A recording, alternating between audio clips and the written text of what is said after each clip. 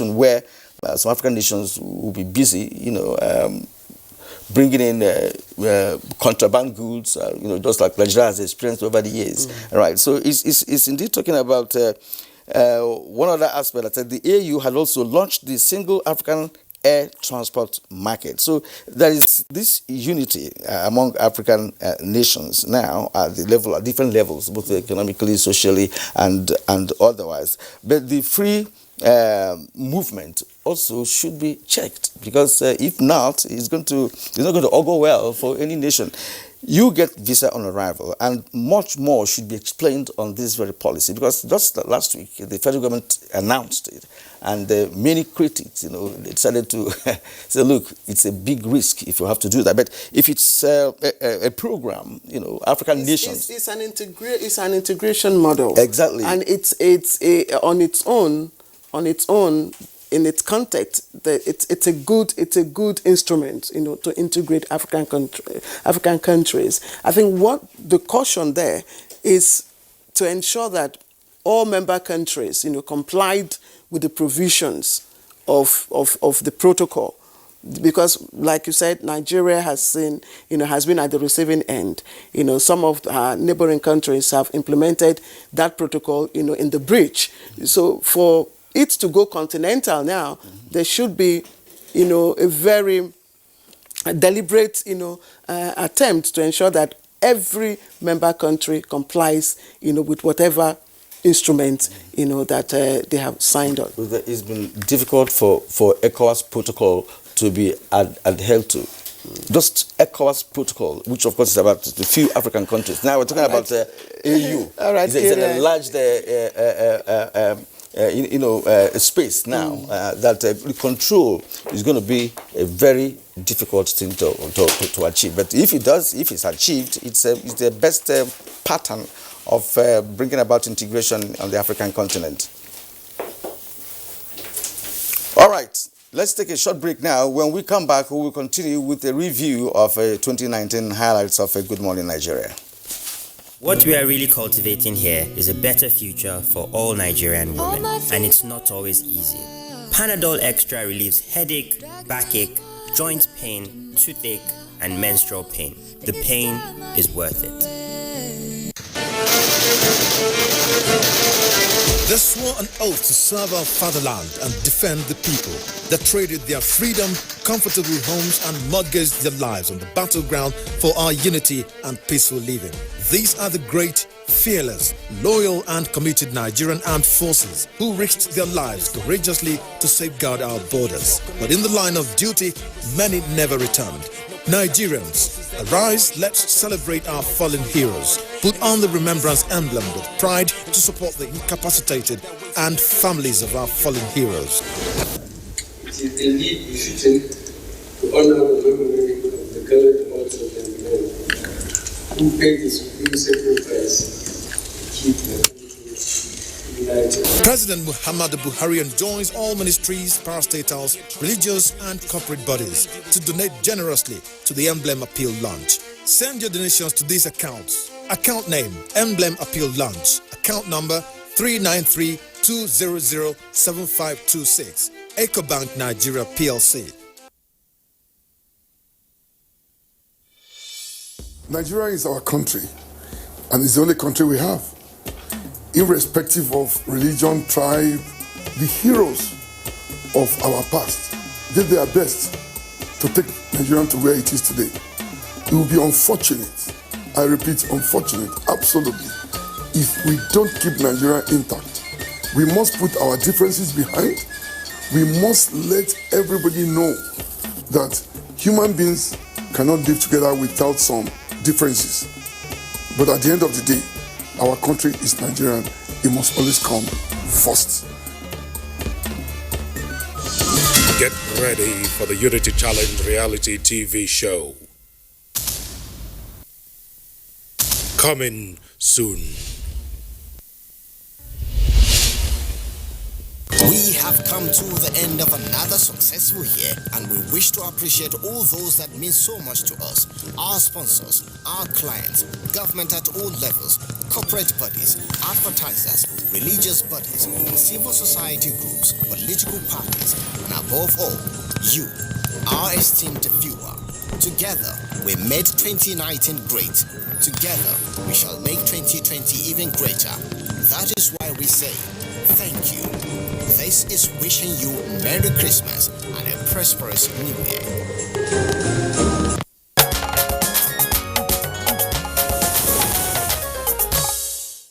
All right, if you just joined us, you're watching Good Morning Nigeria, and right on time as we begin today's highlight of 2019. And we're starting with the pension entitlement for governors. Well, so this, triggered a national debate on all media platforms, and an edition of the program presented by Jumai and Kensley.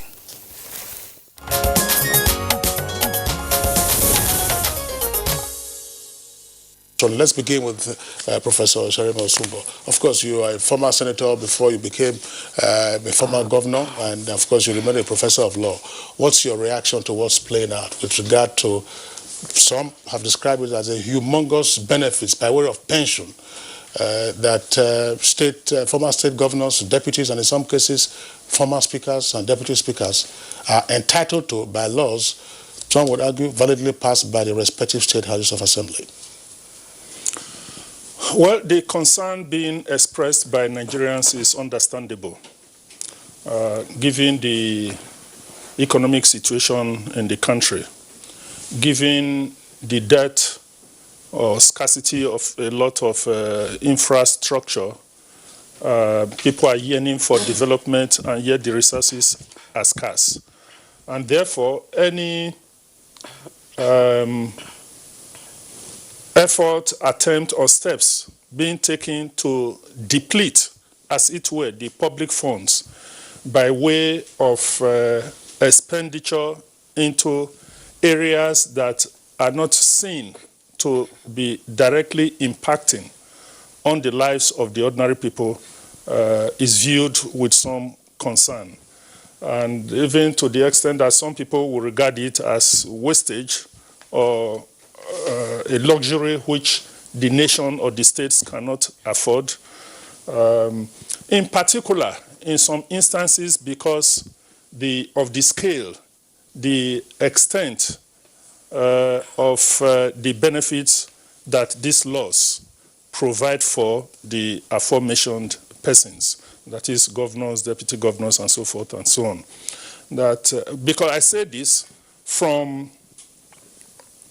the basis of a realization that the Constitution itself, which is the basic law of Nigeria, provides for the payment of pensions and gratuities to the president and the vice president to the extent of the remuneration of the incumbents. That is in Section 84 of the Constitution. Section 124 of the Constitution also makes provision for payment to governors and deputy governors to the extent of the law made by the State House of Assembly. As you said, these laws are made legitimately. But the concern is that in many cases, their entitlement is perceived as being excessive in relation to available resources. That is the concern. And I believe we have to address it in this way. And for me, it's always, I'm not sure that many of the critics advert or those who have expressed concern, avert their minds to the provisions of the Constitution, that these things have constitutional basis. And the houses of assembly that prescribe these humongous amounts are the elected representatives of the people. So this boils down to how do elected lawmakers reflect the yearnings and aspirations of their constituents when they make laws. As you said, recently we have been faced with this situation, and but I think we should look at it dispassionately from various angles. One, what is the legality of the State Houses of Assembly passing laws to give incredible amounts of money to governors, deputy governors, and in some cases speakers and deputy speakers' pension? As the learned professor said, Section 124 of the Constitution is the provision that provides for that. However, there is a proviso in that section. That section says, is talking about salaries and remuneration, not pension. Salaries and remuneration. And salary and remuneration connote that you are paying a serving officer who is sitting in office, and that is what you are supposed to be paying him monthly or so. And the additional proviso is that it should not be more than what the National Revenue Allocation Fiscal Commission has prescribed. So to me, the Constitution has remained silent as to whether governors and deputy governors should be paid pension. There is a difference between salary and remuneration and then pension. This therefore leads us to the fact that being a federal system, the state has its own independence in terms of any issue that may be, that is not going to be on exclusive legislative list. And therefore, pension is on concurrent legislative list of the Constitution. The State Houses of Assembly can therefore legislate. So ordinarily, any law passed by the House of Assembly regulating pension of governors and deputy governors ordinarily can be said to be legal. But is it moral for you to pay a sitting a retired governor 10 million naira every month? What? You see, I'll talk very little about the moral aspect because the speaker is here who will talk about that. But let us understand this. Section 70 of the Constitution provides for payment of salaries and allowances to senators and members of the federal, of the House of Representatives. Equally, Section 124, subsection 5 in particular, provides that a State House of Assembly can make laws for the provision of pension to former governors, deputy governors, and so on. That is where the problem comes. Now, unlike Section 84, subsection 5 does not limit the amount of pension to be paid to a former governor. And that's why all the states that were paying jumbo, monthly allowances and so on, legally were correct. Because when in the case of the president, for example, on that section 111 and the third schedule says even the president of the Federal Republic, the Chief Justice of Nigeria, all they are entitled to is, when they retire, all they are entitled to is their annual salary. Whereas in the case of states, I'm sure they took advantage of this loophole that on that section 124, subsection 5, there is no such limitation as to what the House of Assembly can do. And so, because almost all the state houses of assembly in the country today are in the pockets of the governors, except maybe Zamfara is coming up now. These governors lure them into doing these things. And of course, there is a constitutional window where there is no limit as to the amount of pension that should be paid. So legally, a State House of Assembly, unless we amend that provision, may be paid any amount that the State House of Assembly says they should be paid. But the problem is this. Section 70 provides that every senator or member of House of Representatives is entitled to salary.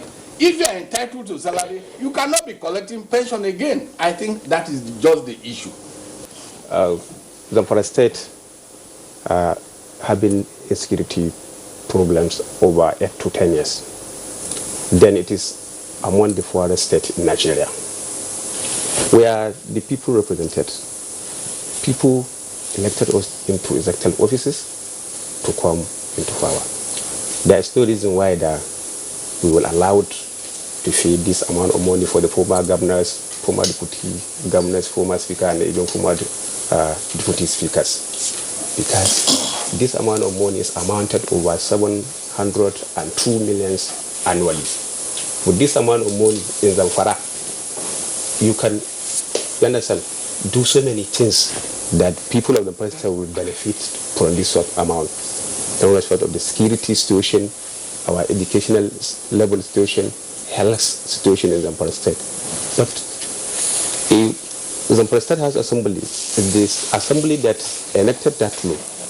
And for now, as I say, we are for the people concerned, not for ours.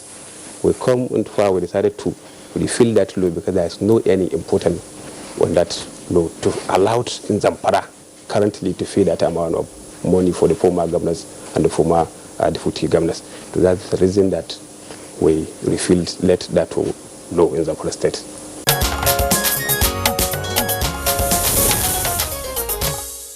All right, that was pension entitlements for governors. Of course, development that was, generated great public discussion. I remember, Kieran, Daily Trust did an extensive graphic, report on it with, the states and the governors, that were concerned. Yes, if you watched our review yesterday on Good Morning Nigeria, where we had the former Director General of NTA, Professor Tony Redia, he made it very clear, to say, look, civil servants do 35 years of service. When they retire, you pay them a fraction of their salary. And then someone who governed a state for 8 years, at most it's 8 years, and then you now have structured a kind of pension that is so huge that, in fact, it should be questionable. Recall the publication by the former governor of Zamfara State, who said, look, he was collecting 10 million naira every month as a pension.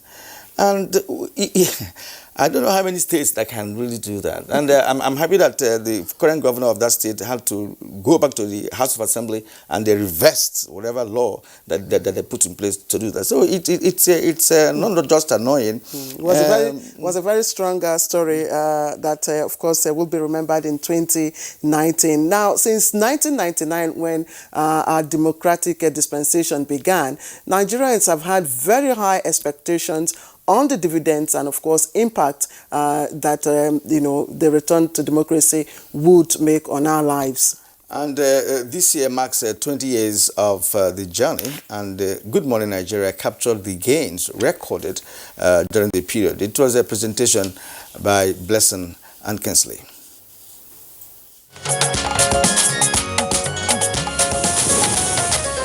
What is there to say about 20 years of uninterrupted democracy in Nigeria?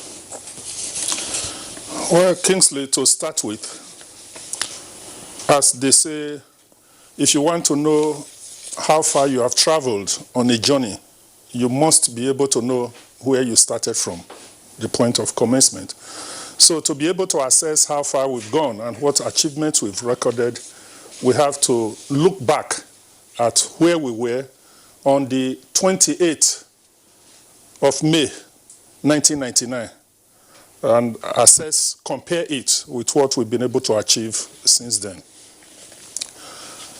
What we've been able to achieve, I can group into two main categories. Those achievements that are tangible and others that are intangible. You cannot see them, you cannot touch them, but they are of immense benefit to the people of Nigeria. And looking back at where we were on the 28th of May, 1999, of course, we were under military rule, which meant that those who were responsible for the governance of Nigeria did not come in by way of the will of the people. They imposed themselves. It was just who had the superior firepower, and whoever had the superior firepower assumed power. Therefore, they didn't come in through an expression of the will of the people. But since the inception of the restoration of democracy in 1999, we've seen government being a reflection of the will of the people, largely, by and large. Not in all cases. There have been a few aberrations here and there, but by the general evolution of the process, we've seen that government is now answerable to the people that put them there. Is this the kind of democracy that we looked out for in 1999? And what has been the experience for you so far? Thank you. Democracy must naturally evolve. And if after 3-4 years you truncate it every time, it will never grow. But now we have seen it for 20 years running, unbroken. That therefore means democracy is growing.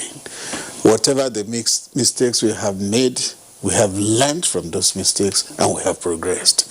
So I believe that it's a better deal for us, it's a better deal for Nigerians, and it will continue to grow. We'll continue to learn from the mistakes and we'll continue to make progress. One of the guests in the soundbite talked about attitudinal change to what we're experiencing or what we're experimenting with. How has this resonated with Nigerians over the years in making it work, and has it come to stay? Yes, you observe that Nigerians themselves prefer democracy to any other kind of governance. Over the years, you have seen that they are enthusiastic in electing their leaders. They enjoy the opportunity to elect their leaders. They love the fact that they have a say in who rules them. And they can ask questions. They do ask questions, which was not possible under the experience we've had in Nigeria. So I believe that Nigerians prefer democracy, and they will also love to see it grow until it gets to where they really want it to be. Part of the commonest complaint that we often hear is the so-called recruitment process. Now, the view is out there that in a wide variety of cases, the best often doesn't get elected, whether at the local, state, or federal level. And then we have to worry about our recruitment process. And two issues that arise from this, the so-called Godfather syndrome, and the fact that persons who are of less nobler intentions hijack the political structures and are the so-called political leaders in their communities. What are your thoughts? Thank you very much for this question. Let me quickly just respond to Prof. and additional. Prof. Made a statement as regard to inviting people to come and shop. That's actually demeaning for the political parties. Why I'm saying so is that when you look at it at the moment now, the people in government, jokingly, are they chopping stone? That's the question. We are here in Nigeria when you saw Pullion vans, 3 Pullion vans being moved into a political party leader's house. What was it? Is it a bank? Was that place a bank or probably a business arena? So, and believe me, what I said earlier was very, very clear. I said other political parties have other issues, very new ideas to put into the system. We are not begging to be in that position or be carried along. No, and then when additional also mentioned the issue of winner-take-all syndrome, and at the same time you seem to be still contesting election after election has already been won and lost. The truth is that election does not seem to be seen to be not to be won, but it seems to be won fairly and squarely. If not, we can see what is happening in our tribunals. We have large cases of tribunal because people are not happy with the way in which the process takes place. So what we postulate and what we theorize is we are giving suggestions that can help the nation to move. But of course, it's your choice not to take these particular suggestions, as the case may be. You are very, very much aware, coming back to your question, that when you come to the issue of recruitment, the recruitment exercise is not being fair to majority of the political parties. The younger ones are craving to be in power. They are tired of the recycling of these particular leaders. And these leaders only take their solace and their strength from what they've been able to acquire from the system. We know the history of each and every some of these particular people who are now present leaders in our political system. Majority of them did not have money, neither did they have any particular political training, but when they got in, they were able to harness a lot of wealth for themselves. And that is the reason why, for as beautiful and professional and academic erudite as Professor Osumbo was when he contested election in Edo State, he lost. But when he lost, it doesn't mean that he's not qualified. He is far, far better qualified. But because when you look at it, probably he doesn't have that enough war chest to have talented particular people in the position. If he has, he will have been one of the best governors that Edo State will have seen. But these are some of the issues that we are talking about. People like us, there are better individuals in Nigeria, younger ones who can do better, who can transform this country, but the opportunity seems not to be there.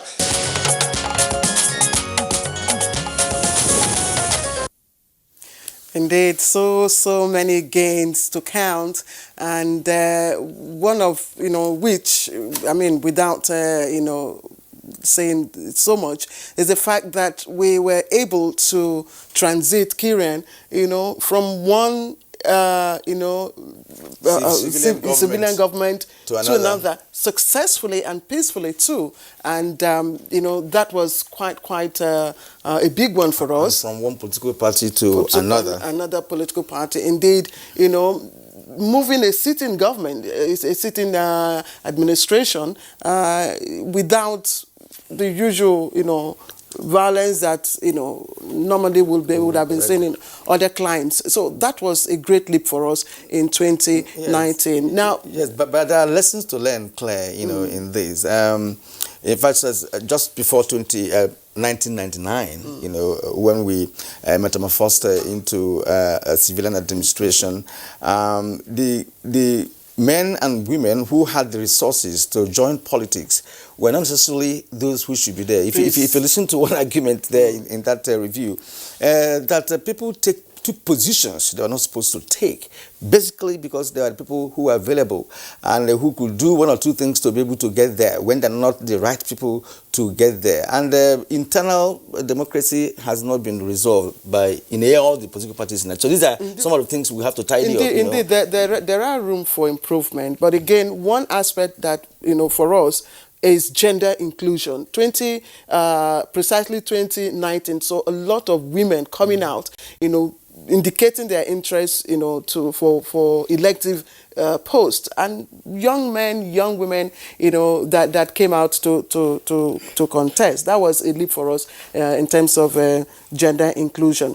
And this is an aspect that interests me very much. In 2019, we have the upscaling of involvement of the subnational governments in federal government social investment schemes, quite a number of them. And this is a social safety net that this administration broadened and, of course, took to different parts of the country. There have been incremental, increase in the number of states that have taken part in these schemes, and they cut across areas such as provision of meals, skills development, advanced trainings, and so on. And the intent, Kirian, is not just to alleviate poverty, but also to drive or accelerate our progress towards meeting the 2030 Sustainable Development Goals. Oh, yes, Claire, indeed. And these programs have been taken to schools, marketplaces, rural, as well as urban communities. Good Morning Nigeria paid particular attention to the social investment schemes of government. The edition was presented by Kinsley and Claire.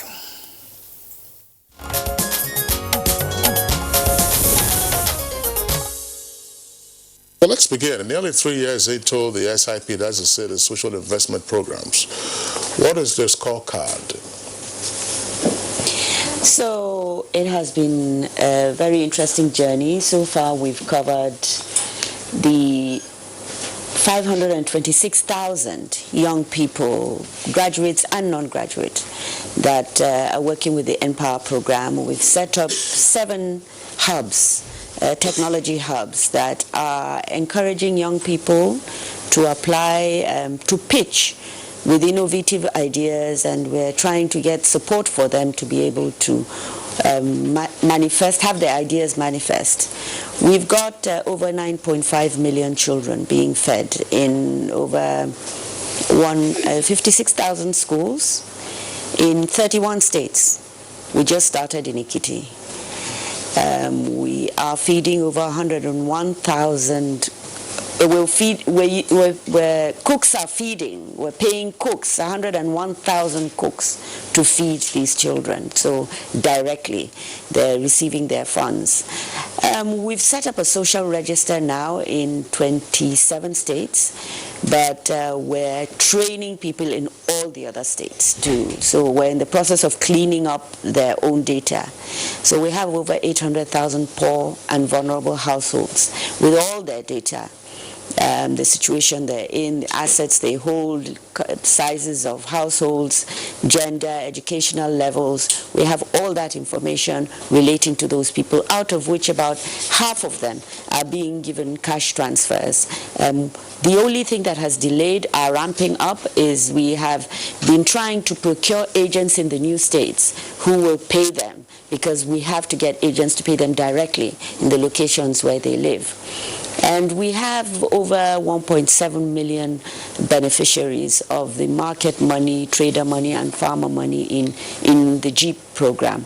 So I think we're well on course trying to address a lot of the challenges that we face in this country, unemployment, poverty. We're trying to stimulate growth in the rural economy, and we're really making an impact around the country.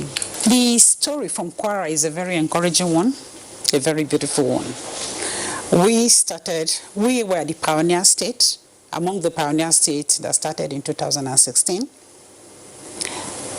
When we started at the initial stage, people never really took us serious because they felt it was one of those government programs that would come and would fade away.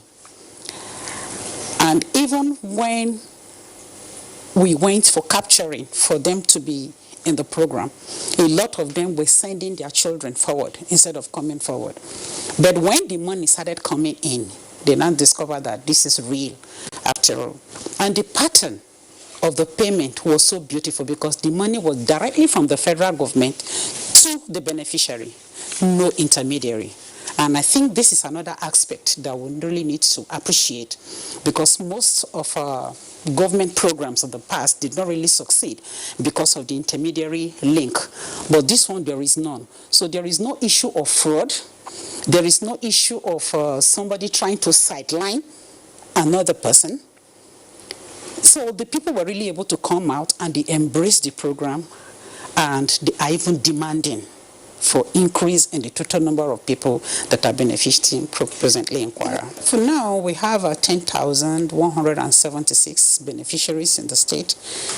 And the way the program is structured is such that it is household-based. It is not about individual. The money goes to the household. And in the house, we expect the household to present a caregiver and an alternate that will be representing them to collect the money, since every member of the household cannot come forward to collect the money. The caregiver will always prefer to be a female, because we feel the female is responsible for the daily upkeep of the house, taking care of the children, providing for needs of the family, including the needs of the man. So the caregiver are usually female, so we have more female as caregiver. We prefer the men to now be alternate to the caregiver. This caregiver come forth to collect money on the days of payment. How much is this, and what is the frequency of payment? Yeah, the frequency is for every 2 months, bi-monthly, because we cannot be paying every month. The logistics involvement in terms of so many other things will be very, very huge for the federal government. So we pay bi-monthly, 6 payments in a year, in the sum of 10,000 naira.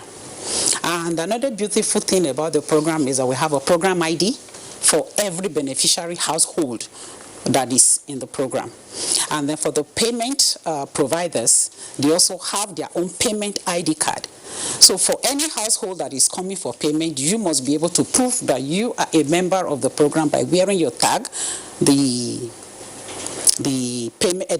program ID card, and of course you present your payment card and you get paid, because we are doing electronic payment right now. The program started in Oyo State in 2016. Oyo State is one of the 9 states that started the program in 2016. The capturing of the benefiting households was made by an appointed payment service provider, and that is Stanbic IBTC Bank. This bank went into the communities to do the capturing of the enlisted benefiting households, represented by a caregiver, preferably a woman, and an alternate. So the capturing was done by Stanbic IBTC Bank, and the payment started in December 2016. The first payment was made in January 2017, and the local government that started the program in Oyo State was just 6. Later, another 6 local governments joined. Presently, the program is into 19 local government areas in Oyo State. Up till May 2018, the total number of our beneficiaries in Oyo State was 12,806.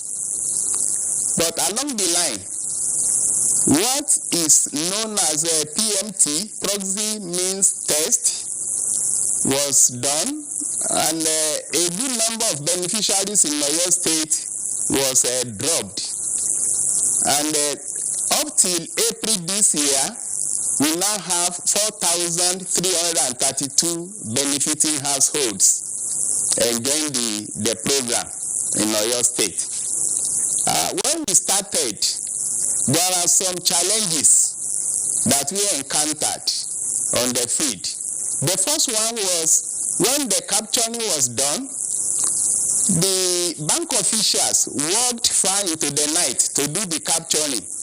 And when the data got back to their headquarters in Ibadan, those that were captured, those photographs took in the night could not appear. And a good number of them could not be paid when the first payment was done. And the issuance of ATM card was done by this bank, and the beneficiaries were told that as soon as payment is done, they will receive alert on their phone. And the majority of these beneficiaries do not have a handset, so they could not get alert. In December 2015, the president made his inaugural budget speech, and that's where he announced the SIP. And the components, as mentioned, there is one that has not actually been seen to be working. I would like to know. That is the one that is free education to science-based engineering, mathematics, and the rest of them. And I haven't heard much about that. And even though in 2017, we still have some money allocated for that particular thing. I would like to know how far. But from what we have had here, you can see there is a divergence between the plans laid out at the federal level and what we are seeing, right there. And remember when the deputy governor, Osun State, came here, we also had a little problem about how people are doing certain things that are not in line with what has been planned. How can Oyo State stay here and be telling us this story when indeed they should have known some of these things? Network problem wasn't to you. It didn't start with them. It's household based. And if you know these people are illiterate, what were the plans made? So you see a divergence between plans and implementation. And I just hope this is not replicated in many states, because Mrs. Uwa is here, and she must be embarrassed to hear this kind of story. You're not embarrassed? No. Yeah, that's right. It's a process we have started, right? Yes. And we're addressing them. Okay. So as he said, this payment service provider has really dealt away with. When we found that there were issues on targeting, as he said, we had to go back and do it again, because we have to make sure we have the right people on board. Yeah, let me so this is what happened in 2015, 2016. But he said now it's much better. It's been cleared up. All right, Professor Bassey. You see the point I'm making there. You see that point is valid. Remember when this program started, you used the World Bank. Yes. Oh, of course. And that's the main reason that was put out to the public that time, why the conditional cash transfer that was existing in CGS office, conditional grant scheme, was abandoned. Of course, you know, you said it many times here, we appeared together, that that was politicized, you know, and you are bringing a registrar that is, of course, objectively derived. And even the president in that speech mentioned that the World Bank donors are helping to, produce an authentic registrar that will reflect the poorest and the marginalized, you know. And coming to hear this, that they went to the field without such a registrar. I mean, no. we were all here that time to know that they're supposed to go to the field with a registrar know enlist people. That's not what he said. He said that, you know, there were 9 states, as he said. Kwara is one of them. We adopted the registers that had been prepared, developed by the states working with the World Bank, even in the previous administration. All the states were made that offer to start this register. Only 8 states, and Borno, we use the IDP register. So we had that data, and we didn't see why we should start again. So we tried to validate what was already on ground so that we could start the cash transfers as early as possible. So we adopted the register that was initially there in Oyo and in Kwara. This is the problem. When we went to validate, we found that there were discrepancies. There were people that were actually, and the important thing is, it's a process. We're trying to ensure that we get to the poorest people. This PMT is actually, it ranks people. When we go to each household, we ask them issues, size of household, roofing material, assets, gender. All of that is entered into this, and then it has a PMT formula. It ranks them from the poorest to the least poor. This is to sort the people that maybe the community has said. In this same Kwara, there's a community in which the Bale said, I too am poor. Yeah. And there was nothing anybody could do to argue. But when we visited his household and we saw that he had a car, majority of the people there either had bicycles or not, we removed him.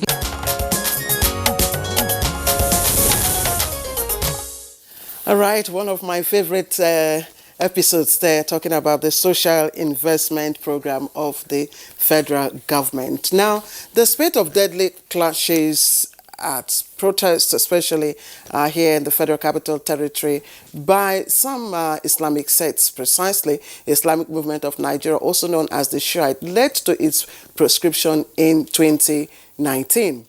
And this indeed prompted a discussion on the issue and how to address it.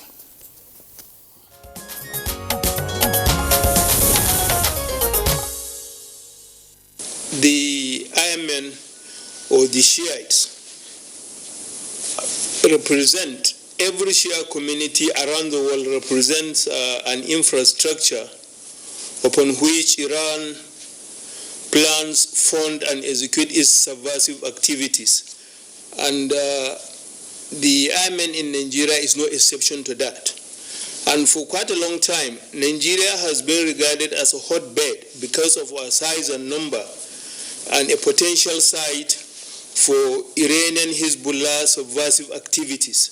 So this is why whatever the IMN are doing is not a surprise to those that actually know the problem or the intention of the Iranian government vis-a-vis the Hezbollah.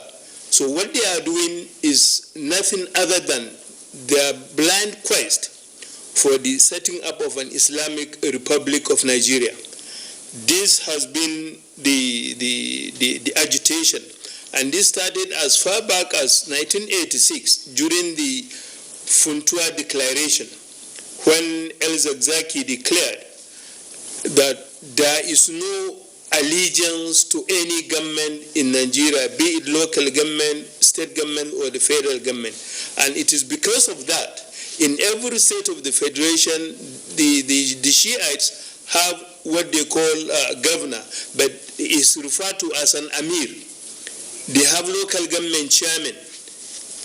So for this reason, it is very clear that we can say with confidence that the Islamic movement have for so long been running a government within a government, because when they are going on procession, ordinarily they are supposed to apply for police permit, but they don't do that because they do not recognize the existence of any government or any agency of government. This is what has been happening for the past 4 decades in this country. So as such, the ban coming as it did is timely, though it is better late than never. And viewers need to understand one thing. The Islamic movement in Nigeria, as the Shiites are known, is an usurpation. The actual Islamic Movement Association in Nigeria is a registered entity, registered on the 22nd of September 1986, with its head office at number 33B, Efelodun Street, Ako Oba, Agege, Lagos. So they tactfully removed association and referred to themselves as Islamic Movement in Nigeria. So for the members of the unsuspecting public will assume they are registered. They are not registered. I'm not quite sure the proscription order will bring about the desired effect. Listening to Muhammad Ali in Kaduna, I'm saying to myself, if truly this group is not registered, I don't know if you've seen the court order. I have seen, and it's the case of the Attorney General of the Federation and Islamic Movement of Nigeria. In Nigeria? Yes. So if it is not registered, as Muhammad Ali has alleged, then there are questions about the parties that are before the court. And this is speaking from my position as a lawyer. And I need to make that very clear. Kingsley, you know, and Ali, you also know that the question of juristic personality comes in. Mm-hmm. And I mentioned this to say there needed to be a greater rigor in responding to this movement than what we have so far seen. This is the 10th anniversary of the killing of the gentleman who was the head of Boko Haram. It started in July 2009. This is the 10th anniversary. And one would expect that 10 years with this kind of experience, we will have a greater rigor, will bring greater rigor to responding to these kinds of situations. I think the proscription order was a knee-jerk reaction, and we needed to do a little bit more background work, background checks, strategize properly in terms of responding to that. So now the group is saying, well, it's a joke, it's a huge joke. Who knows the next step that will happen? And are we really in a position to say that we want to deal with a second insurgency? These are the fundamental questions that we really need to ask ourselves. I understand where my friend Mike is coming from. He's actually looking at the technicality of the laws. But you actually put it very clear. Boko Haram is not registered. If you go to, for example, the United Kingdom or the US, they have actually proscribed many organizations in the hundreds in number. And most of these organizations don't have any registration anyway. They don't even they may not have presence even in the United States or the United Kingdom, but nevertheless, they were actually proscribed or banned.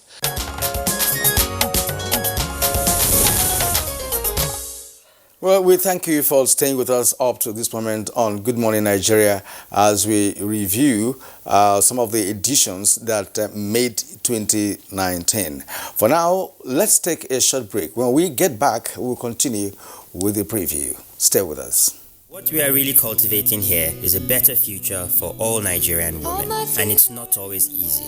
Panadol Extra relieves headache, backache, joint pain, toothache, and menstrual pain. The pain is worth it.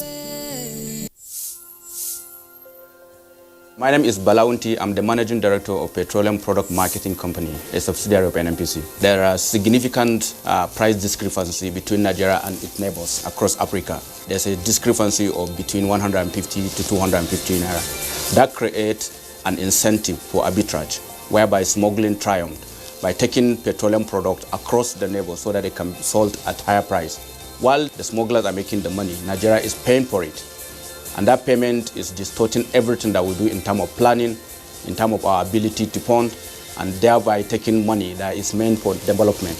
The introduction of this Operation White will have a reduction of close to 6 million liters on a daily basis, which if you take an average of 150, translates to a saving of over 1 billion naira every day. That is the benefit of Operation White, and we have started seeing the great benefit.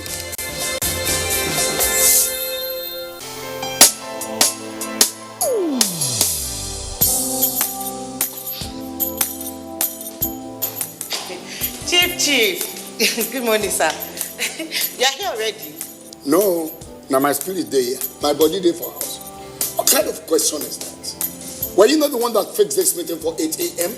You are now coming by 10 a.m. and start asking me jab question. But Chief, now, I'm sorry. Don't you also go late for meetings sometimes? You know now, African time thing. No more African time.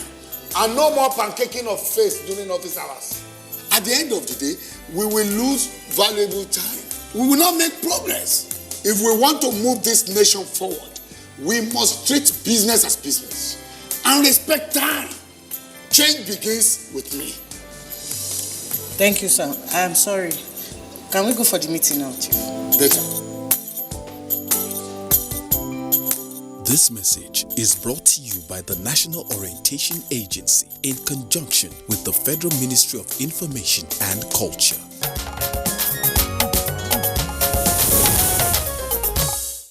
All right, now the disturbing news that Nigerians may be exposed to unhealthy cooking oil in, of course, markets across the country triggered concern all over the country. Now, NAFDAC, SUN, and other health experts were on high alert to rid the markets of those products.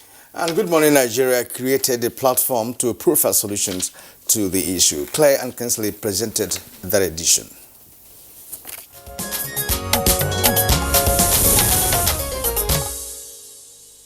You probably would tell us the distinguishing features between palm oil and palm kernel oil, and in particular, why is it that some palm oil would appear to be redder than red? Well, if you look at the palm fruit, you have the mesocarp and the kernel. The oil from the mesocarp is what we call the palm oil. That is orange-red in color. Now, the oil from the kernel is what we call the palm kernel oil. That is light yellow in color. Now, when you are processing palm oil, you process for two grades. That is special palm oil and then the technical palm oil. The technical palm oil is actually made as raw materials for industrial use, for soap making, for detergent production, and all the other sorts. But traders now take the technical palm oil, which is left in a pit over a period of time, because you need to accumulate it before you can sell. You know, they take the technical palm oil that is now bleached, you know, by the sun, and add a colorant. Some of these colorants are mainly azo dyes. And these azo dyes are meant for both food and non-food uses. In fact, at the moment, in America and Europe, they have regulated the use of these azo dyes in food products. But here in Nigeria, because of ignorance, you still find these traders using azo dyes that are even meant for textiles, azo dyes that are meant for plastics, and adding it to oil just to make the color attractive to probably now attract buyers. So that is the major danger in what they currently sell in the market. Otherwise, if you buy your oil directly from the producers, maybe people that have the oil palm estates, you know, like you see today, Presco is a big producer. They do retail packaging of palm oil. Okomu is a big producer. They do retail packaging of palm oil. Saturn Farms, Nosak Farms in Benin is a big producer. They do retail packaging of palm oil. So if you actually look out for these products in the market, I think you will be in a safe position to buy palm oil. What characterizes our meals today? Greasy taste. Greasy taste. Coming from a lot of frying. You know, our food culture has actually changed very significantly lately, and you find that we eat lots of fried foods. People have gadgets in their homes now, deep fryers. So, you know, frying becomes a major part of the family's menu. People no longer, families in particular, would no longer follow, you know, a strict menu, as it were, for the family. Everybody decides to eat whatever they please, you know, whatever pleases them. You know, probably if, you know, this yummy thing you were talking about, you know, let's say eba with a goosey soup or good vegetable soup is, you know, prepared for the family. And then while at table, somebody, another member comes and looks at it and says, no, I prefer to eat, you know, French fries. Because there's a deep fryer in the house with lots of oil, you know, in it. So frying, you know, is a daily thing in most homes these days. And, you know, even the fast food outlets, they thrive more on these greasy, you know, tastes we're talking about. There is hardly any meal you will get, you know, when you order that there is nothing, or rather no component of it being fried. So that is where we are today in Nigeria. As a cardiologist, where I come in primarily is to look at the effect of oils on the cardiovascular system.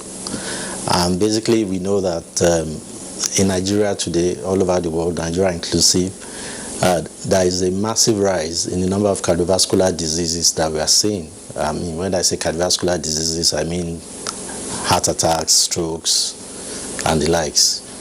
In Nigeria, we know that the rate of these conditions have gradually climbed up, and a large number of these things are due to risk factors that we could prevent. Now, amongst those risk factors we could prevent is the consumption of oil. So, as had been said earlier, there are different types of oils, but usually the one we want to advise people to use are those that are unsaturated. So there are largely two types of those unsaturated. It could be monounsaturated, it could be polyunsaturated. Either way, unsaturated. Now, as the dietitian had said earlier, a simple way of differentiating the two is that the saturated ones, which we don't want people to eat, will congeal in room air. Okay. Whereas the unsaturated ones usually will not congeal in room air. Now, so we look at palm oil. Palm oil, as it is, I've seen the presentations, the ones that congeal, and going by the doctor in Benin's statement, obviously contains the ones that congeal contains largely the saturated part. So those ones are bad. Because I remember even generally as a young boy, my mom would say that the congealed one is bad and the type of palm oil that doesn't congeal is better and is even more expensive. So even in our own social system, without having the scientific backup, they have an idea, or they had an idea of which palm oil is good, which one is bad. The ones that congeal are cheaper usually in the market. The ones that sleep, if Yes, you use that sleep. that's what they say, the ones that sleep. Yes. Okay, so Yes. that they can identify the what ones we're that talking sleep. about. But the one that doesn't sleep, that stays oily throughout, usually more expensive in the market, is a better type of palm oil than the one that sleeps. So we now know that two types of oil, the saturated, the unsaturated. The saturated is the one that sleeps in, if you just put it down in a short while, it sleeps. The one that doesn't sleep is better.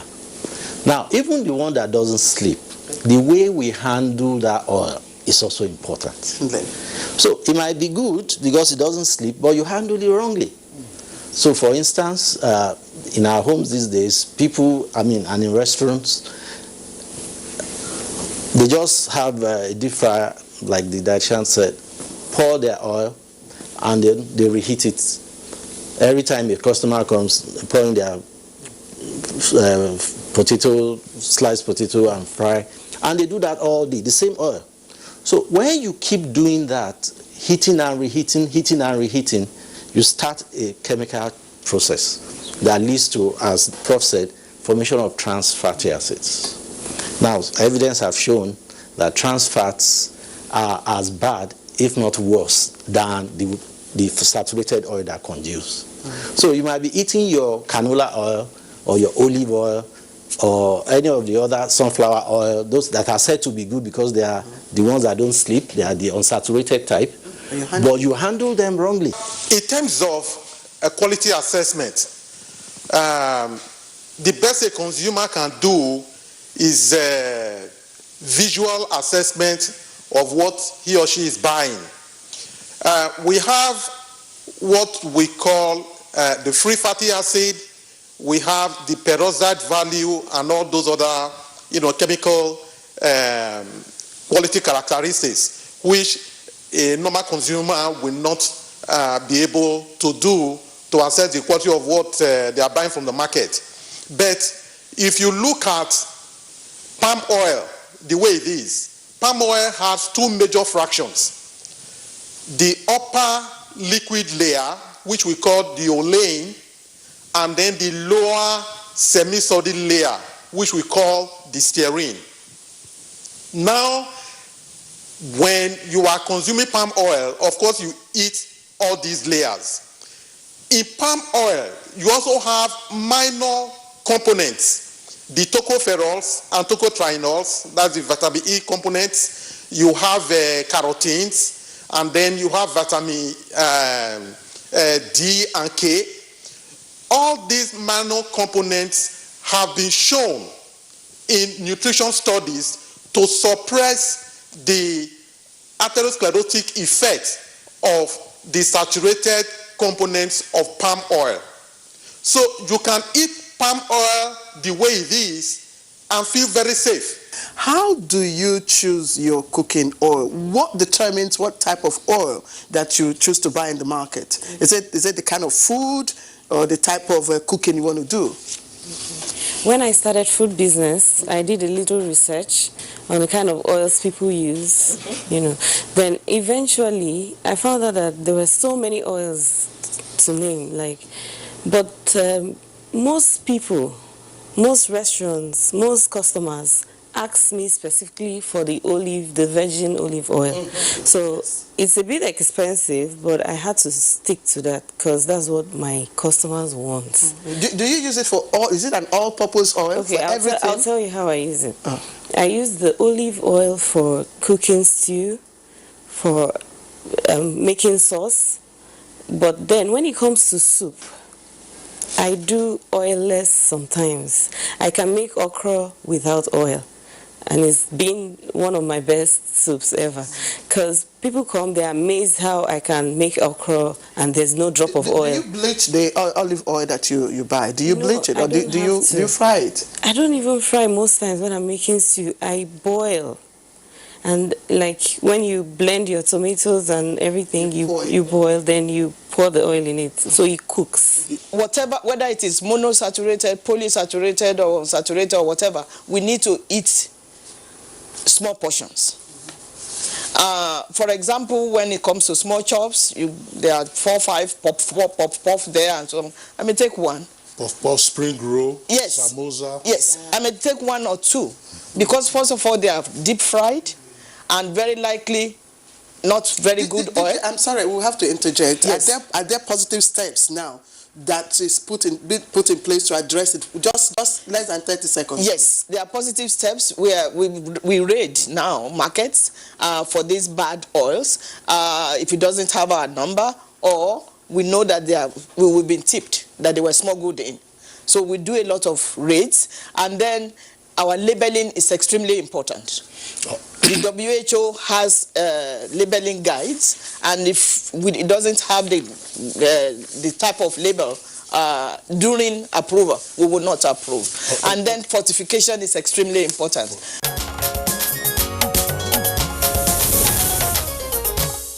Right, that was the edition on cooking oil. Now, we witnessed the rise in the maltreatment of many Nigerians in diaspora in 2019. The incidents, of course, resulted in the death of many Nigerians in different countries, mostly in Africa, and it raised quite a lot of questions rather than answers. Yes, the mass return of Nigerians from South Africa marked the climax of these abuses. An attempt was made to address the issue, as well as the actions of government and the philanthropic individuals and organizations targeted at helping the victims.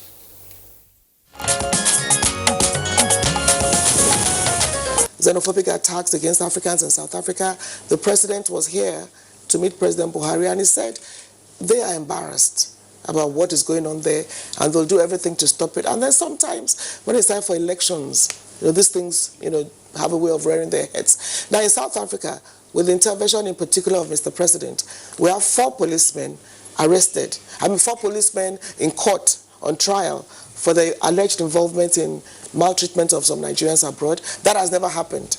So that is a step South Africa has taken. And then we have some other cases of some people that are already in court. But again, in South Africa, we have some cases of Nigerians actually killing Nigerians. So we have some cases of drug cult wars, that is also very embarrassing to us. And so we break them down. But the key thing is that our mission in Joburg is actually doing a great job. They monitor the cases, they go to court, and we're waiting to see what happens. And at the same time, we always made it clear that it's not acceptable to us. Like the case of Ghana that you also showed. I was with the High Commissioner here, and the matter stopped. Recall that some time ago, President Buhari again met the president of Ghana in New York and complained about the closure of about 400 shops belonging to Nigerians. They are saying there is one law or the other. But whatever the case, the president, with President Buhari's intervention, actually opened those shops. And the recent one, another market attack, had to do with Ghanaians being angry that kidnappings occurred in their country. 5 Ghanaians were involved with 3 Nigerians, and out of anger, they just went to attack those shops. Again, we put up a big protest, and the High Commissioner assured us that the President of Ghana himself had intervened. The Inspector General of Police arrested some people. I think 2 people were arrested. But why we'll tell Nigerians, please behave yourselves wherever you find yourselves. Obey the laws of that country. We'll at the same time not accept. Number 2, we won't accept generalization of criminalization. So if you commit a crime, deal with that person, arrest that person. Don't go saying, oh, you're a Nigerian, I'll attack you. The same thing in Togo, where some Togolese guy and his girlfriend had an affair, had a quarrel. Then the next thing, they went to attack some Nigerians. Again, we have the Togolese High Commission, and I think another person has been arrested in that regard. So we don't want to generalize. It happens in some cases, but wherever it happens, we always intervene. And I keep saying we have the good, the bad, and the ugly. you know, but we have a whole lot of the good who are doing great things all over the world. And we are going to ensure that we tap into those enormous human resources we have as Nigerians. So as we go on, as the cases come, we deal with them. The pervasive corruption in the country has tarnished the image of Nigeria over the past few years. Subsequently, the perception of an average Nigerian abroad is that of a corrupt and dubious individual. And that, to a large extent, has contributed to the mistreatment and maltreatment of Nigerians abroad. From your experience, what kind of treatment or perception, you know, do you get, you know, from, of course, from those in South Africa where you have been? Okay, good morning. Thank you very much. The perception is actually not encouraging, because the Nigerians that are actually in South Africa are not treated well, and it's not in news due to occurrence that are those things that have been occurring. But the fact is that not only Nigerians are being attacked or experiencing xenophobic attack in South Africa. We will be lying to say that it's just only Nigeria. But the issue is that we are not actually responsive like the other nationals have been. And that is the reason why that we have actually been a soft target. Vis-a-vis the fact that our people are engaging in some various activities also. That is actually not helping us as Nigerian citizens in South Africa.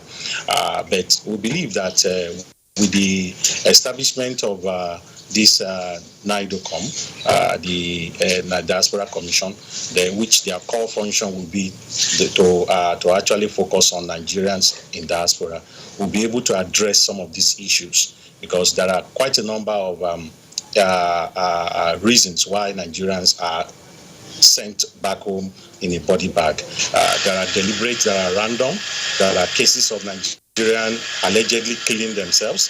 But the most important thing is that Nigerians are dying, and we need to actually address that. And those who are actually engaging in these activities, that is the Nigerians that are actually allegedly killing themselves, they are known to the community, and it's very, very easy to solve if the community as well as the government officials as well as the government can come together to actually tackle this this issue of Nigerians allegedly killing Nigerians. And the issue of xenophobic attack, they are systemic, wherein if you're a Nigerian, you won't get what the help you are supposed to get there. Even our professionals, those who are engaging, who are actually contributing a lot to the country, you see them actually being maltreated, using the system to actually, sometimes they even block them out of system. And we see issue of extrajudicial killing, which is on the rise. The last 1 month we have had 3 extrajudicial killing, and then 7 of Nigerians have been killed by unknown assailants. So we believe that all of us have to work together now and send a strong signal. Thank you that the Excellency in the studio was actually alluding to the fact that it's a case of reciprocity. If we don't do anything, this thing will continue. I can cite an example of this issue of repatriation money when they were collecting from Nigerians, huge amount of money. Nigerian government rose up to the occasion, and South African government doesn't have choice than to actually abolish it. So our people are not being extorted, unlike before, wherein you have to pay a huge amount of money. So something has to be done, because we don't know who is next as we speak. You know, the consular and diplomatic services would offer. Some Nigerians complain that they don't get adequate service, as it were, from Nigerian missions. In most cases, they are left on their own, and the Nigerian missions, do not appear to serve their interests. So, well, I think I will start first of all by urging that we should have correct data of Nigerians that are in prison, those that are on death row, because the figures I've given is a figure quoted by the civil society organization, but the Ministry of Foreign Affairs just last year released its own figure. It says about 16,000 Nigerians are in prison nationwide and worldwide, and that with about 800 that are actually awaiting death penalties, and 410 have been sentenced. They are on death row. So that is the figure. And I think now that we have the Diaspora Commission, I believe they will be able to figure out how to have correct data and information about Nigerians. Now, having said that, I think the issue of the Ministry of Foreign Affairs actually needs to fashion out a new strategy of protecting the lives of Nigerians that live abroad, work, and engage in legitimate businesses. Our missions really have to be regingered. They need to raise up to the occasion, because we have this, we're a treaty to this consular services, and it is the responsibility of every mission to ensure that they pay visits to prisons, they give attention to Nigerians in diaspora, and report back to the headquarters.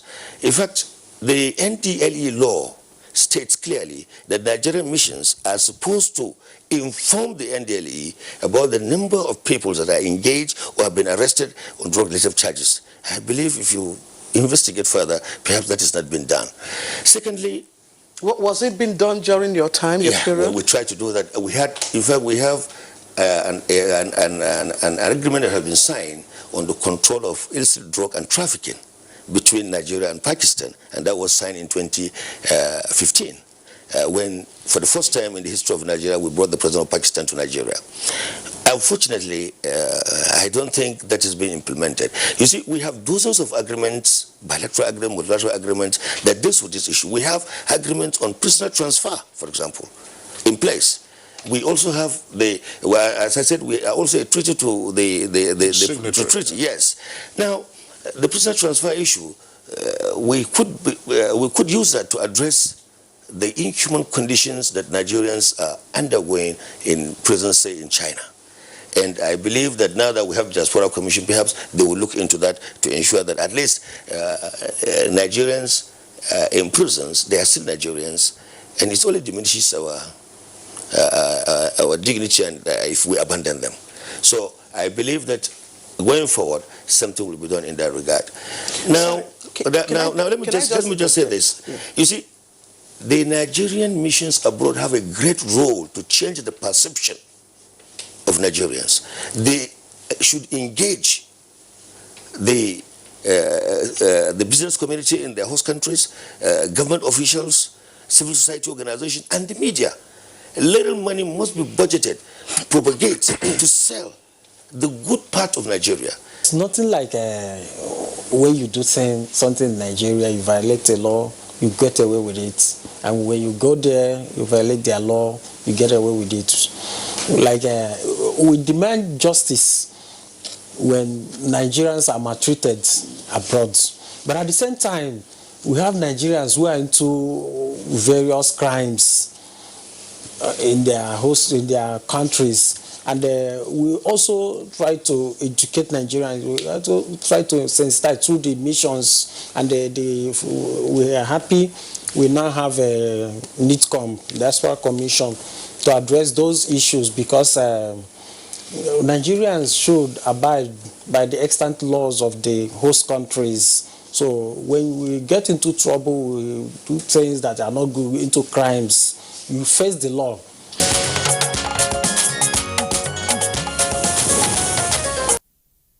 Now, Nigeria's current wild polio virus status remains a milestone in the ongoing journey to achieve a global polio eradication.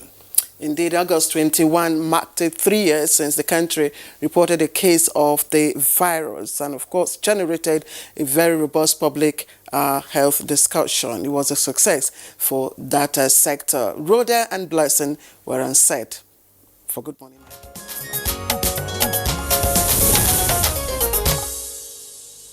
How important is this for Nigeria?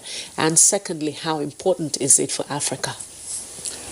Thank you very much. 2 days ago, exactly the 21st of August, 3 years without a single case of wild polio virus. That is huge.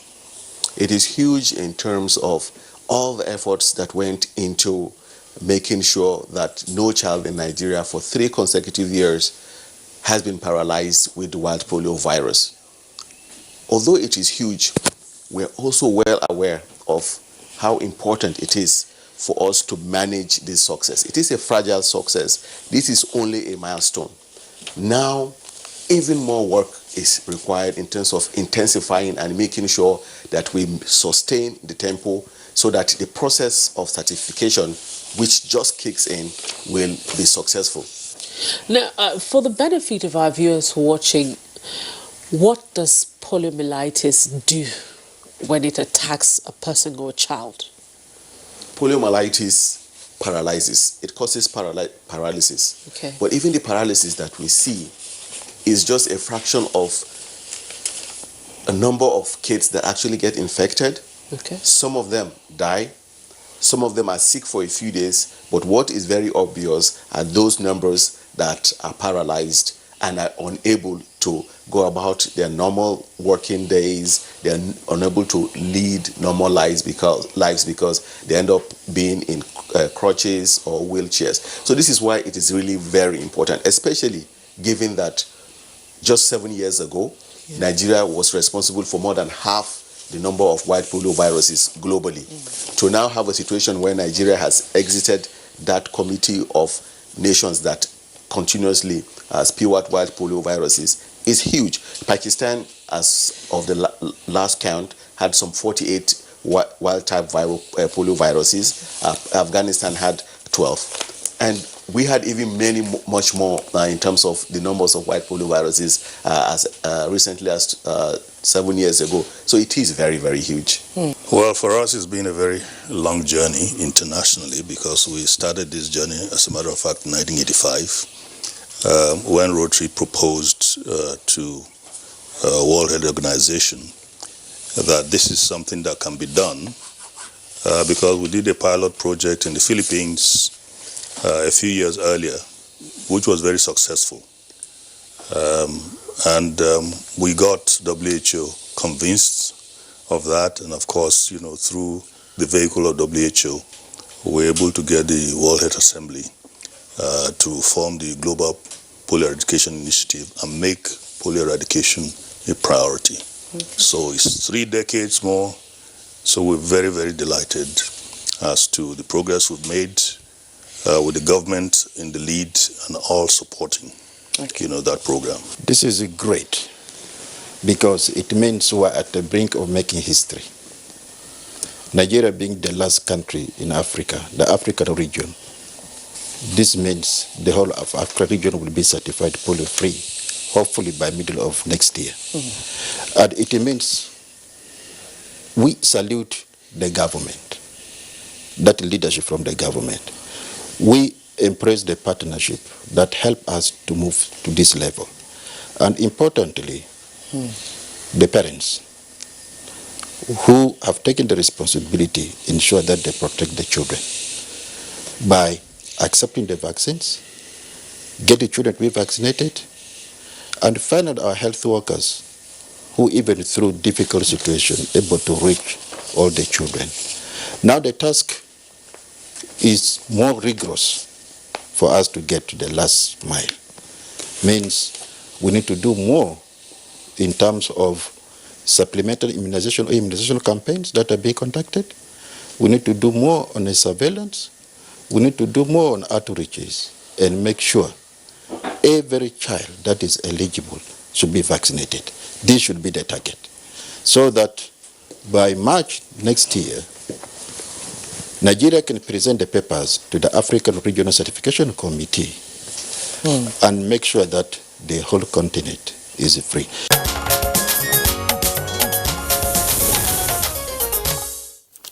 Yes, some Nigerians are also participating in this program by way of sending messages via tweets. And we have first Chris Simeon. Indeed, ex-governors who held political office for 4 or 8 years are not qualified for pension. Pension should be given to retired civil or public servants who served the state for many years.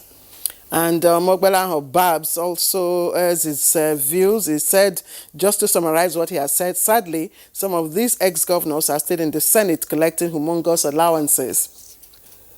Okay, Law Alpha C. I remember I said the payment of pension to former governors has no moral justification, and the scheme is criminally, greedily, and selfishly motivated and should not stand. And another one from Chris Simeon, he says he recollects, excuse me, maltreatment of Nigerians abroad, which he said was as a result of bad images we are projected to outside the world. He said, let's amend our ways so that people will say good things about us. Well, I wonder why all of them are so particular about the pension issue. But Epinin has a different take. Say thanks for the interesting 2019 review program. That's, of course, commending Good Morning Nigeria for doing a review of some of the editions that made 2019. Yes, and Ayola Tawhida then also talked about the pensions for ex-governors. He describes it as act of wickedness and prays that God helps us. All right. Those are the tweets that we have received so far. Let's go over to the foreign scene and join Oyemi Ajayi.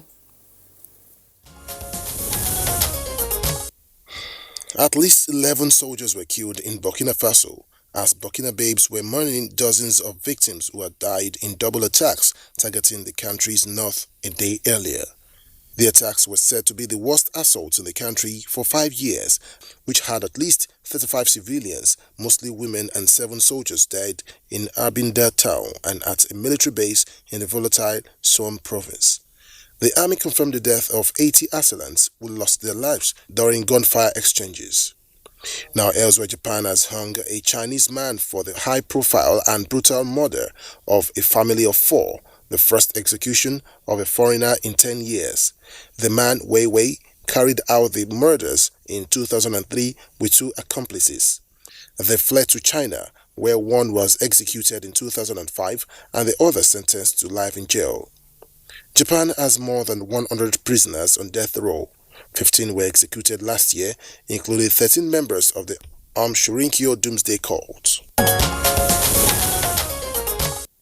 All right, and those are the highlights for today's review on Good Morning Nigeria. We have much more to go, but that will come on Monday next week. I am Claire Delabu Abdurazak. Thank you for watching. And I'm Kirian Umayo. Thank you indeed for being part of our show today. We'll see you again on Monday.